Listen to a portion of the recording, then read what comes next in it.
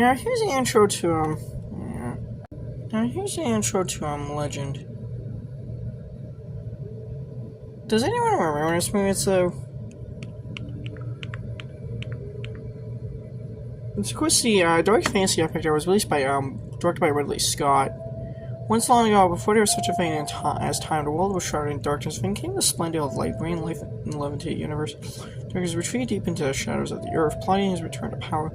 Shining light forever. Precious light is protected, harboring the souls of unicorns, the most mystical of all creatures. Unicorns are safe from the Lord of Darkness. They can only be found by the purest of mortals. Such a mortal is Jack, who lives in solitude with the animals of the forest.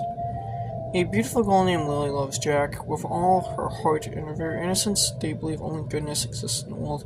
Together they will learn there can be no good without evil, no love without hate, no heaven without hell, no light without darkness. Now, by the way, the harmony of the universe depends on an eternal balance of out of the struggle to maintain this balance comes the birth of legends. Now, by the way, in case you're wondering, a fun fact about this movie, there's actually three different, now, this movie is, of course, Legend. This was a 1985 dark fantasy film. It was directed by Ridley Scott. It's a really underrated movie, in my opinion. I actually think this is forever underrated. This is an really underrated Ridley Scott film.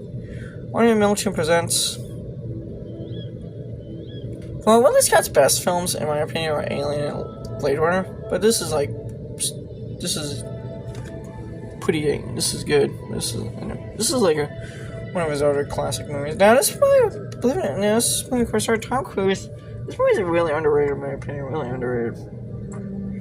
Tom Cruise, Mia Sarah. This is like one of Tom Cruise's very early breakout movie roles. He actually doesn't really talk about this movie much.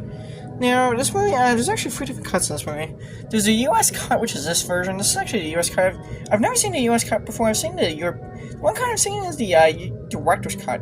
It's actually, now, there's also the European cut, and there's also the, a 4th cut that was only used for the movie.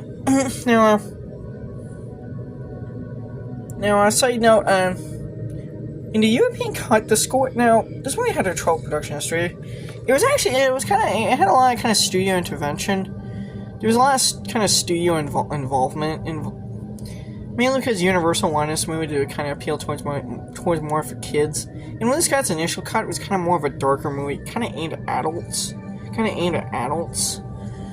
So Universal was kind of put off by the initial cuts.